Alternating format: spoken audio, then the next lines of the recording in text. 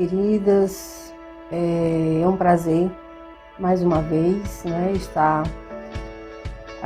junto à casa da UEDAC, né, em mais uma de suas atividades, desta feita no quadro Quer Saber.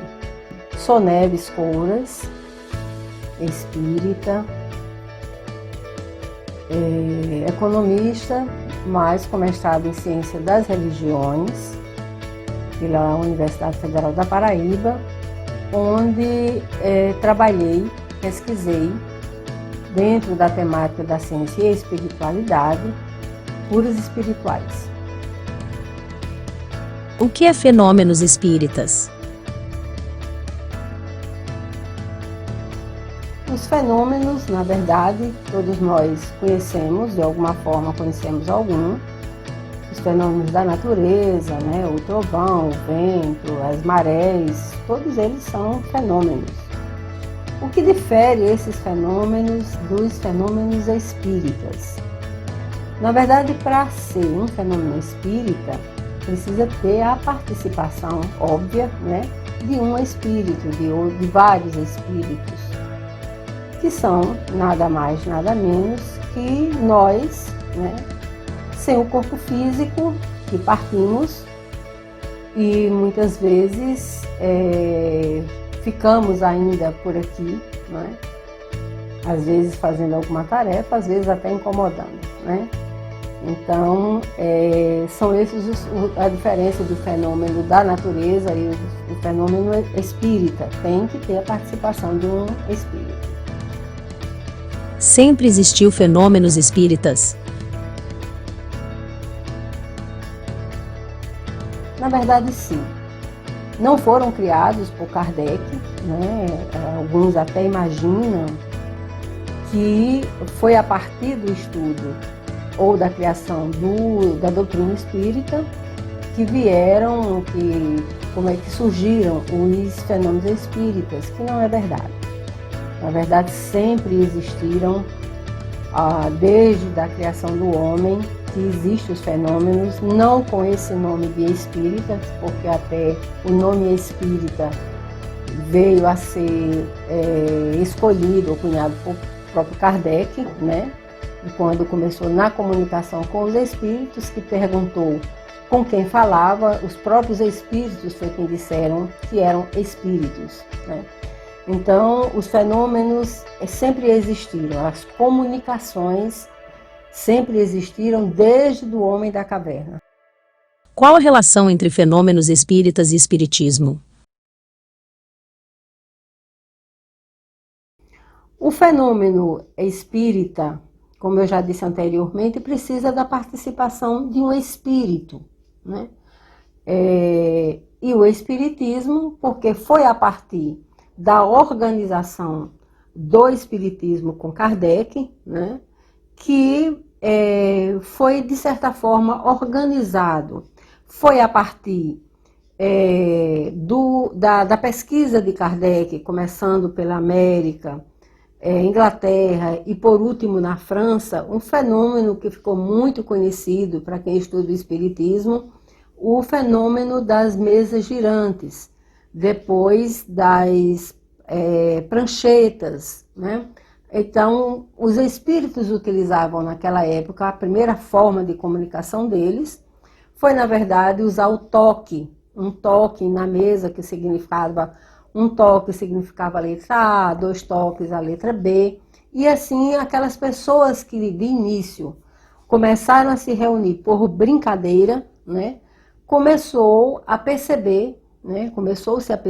perceber que ali havia alguém querendo se comunicar, e foi aí que despertou, e que foi despertada em Kardec, a pesquisa para esse tipo de fenômeno. Espíritas ou espiritistas, né, são os adeptos da doutrina.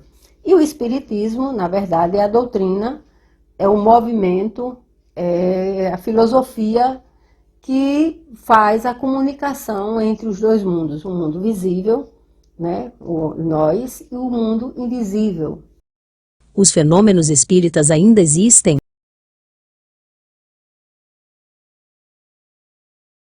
sempre existirão, né? Sempre existirão porque sempre irá existir a comunicação entre os homens, né? As almas, os homens que estão na Terra, encarnados, e os espíritos.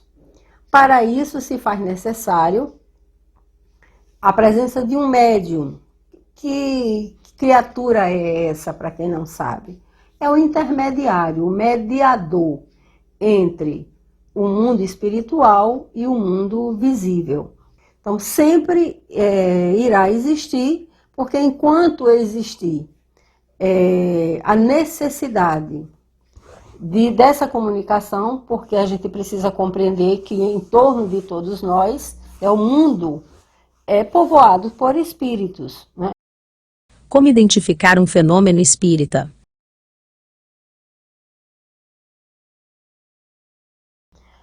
Nós procuramos, primeiro procurar ver a causa, né? Que fenômeno é esse que está sendo chamado? O que é que está acontecendo? Tem uma causa aparente, né? Se não tiver uma causa aparente, nós precisamos organizar, ver realmente o que está acontecendo, para sabermos se ali tem a interferência ou a comunicação de um espírito, muitas vezes querendo realmente se comunicar, tendo a necessidade de se comunicar. Nós sabemos que muitos que desencarnam sem compreenderem o que nos ensinou que o mundo acaba aqui e nós, ao morrermos, vamos para o inferno ou para o purgatório ou mesmo para o céu, onde viveremos ao lado de Deus, em belas nuvens, dos anjos e tal. Casa mal assombrada é um exemplo de fenômeno espírita? Eu gosto muito de dar exemplos, né? E eu gostaria, nesse caso aqui, de dar um exemplo bem simples, é bem rápido. Uma casa no interior do estado. Essa casa continuava a morar familiares, né? Partiram os avós, bisavós, e a família permaneceu naquela casa por várias gerações. E ao anoitecer, né, de uma hora determinada, membros da família ouvia-se a chegada de um cavalo, né, cavalo trotando, normalmente, como os cavaleiros da época chegavam, apiavam, né, como a gente chama no sertão, desciam do cavalo, ouvia-se o batido das esporas no assoalho, no chão, no piso de madeira. Ouvia-se o som desse espírito subindo as escadas para um sótão que existia na casa. As pessoas da casa ouviam ele derrubar tudo que existia lá em cima.